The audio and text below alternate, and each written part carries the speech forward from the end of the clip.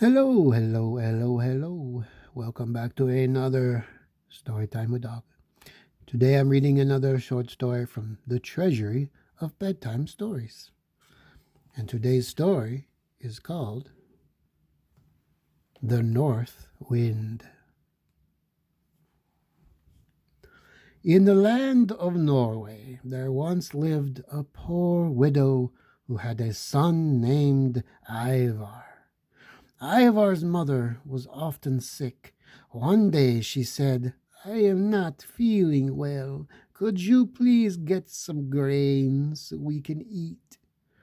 Ivar, a loving son, said that he would. He set off to get a basket full of grain. As Ivar walked home, along came the north wind. Blustering and blowing, the north wind blew away all of Ivar's grain.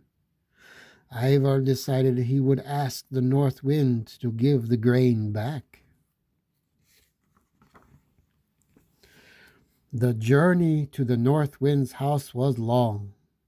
Ivar finally arrived at the door of the north wind and called out, "Hello?"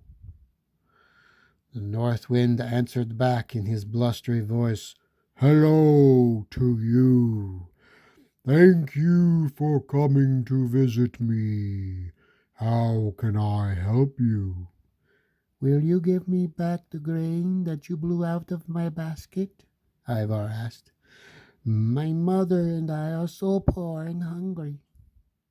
"I do not have your grain," said the north wind, "but I will give you a magic tablecloth. Say, 'Cloth, spread yourself,' and it will serve you all sorts of good food." Ivar took the tablecloth and left. It was such a long trip that he stopped at an inn. Beside the inn, Ivar placed the inside the inn, not beside the inn, inside the inn, Ivar placed the tablecloth on the table and said, "Cloth, spread yourself." The tablecloth did as the north wind had promised.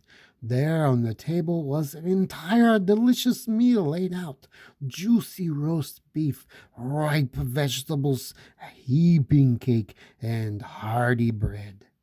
Ivar was amazed. He ate and ate. Another person had seen the tablecloth do its magic and was just as amazed.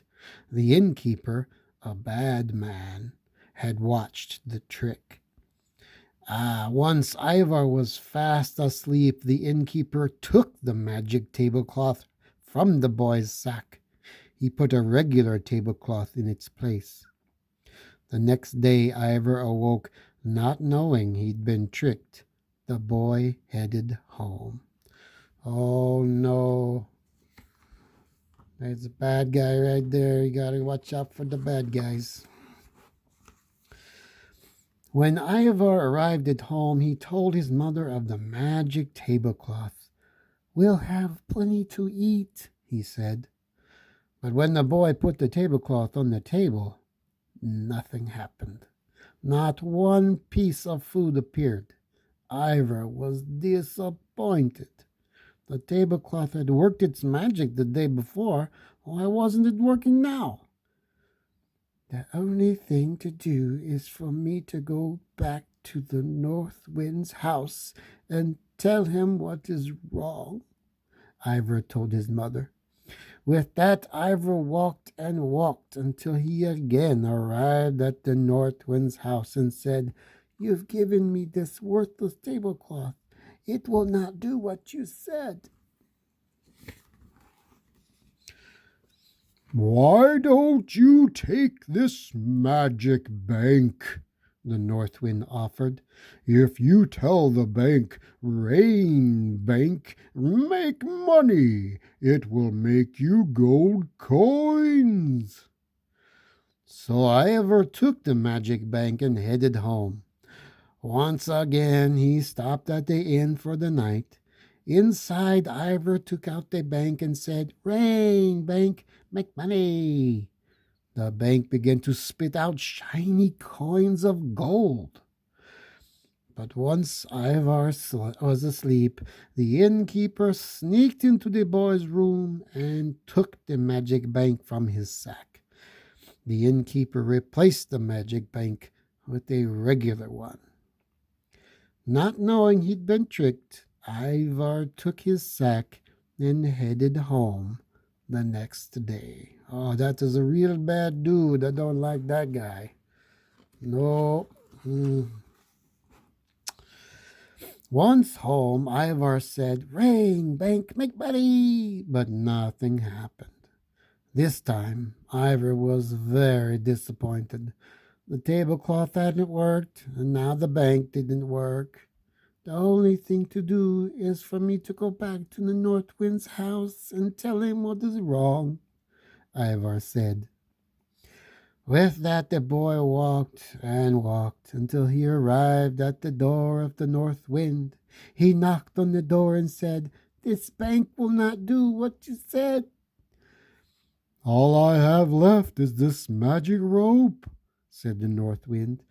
"Say, 'Rope, rope, tie on,' and it will tie up whatever you like. And watch out for that sneaky innkeeper."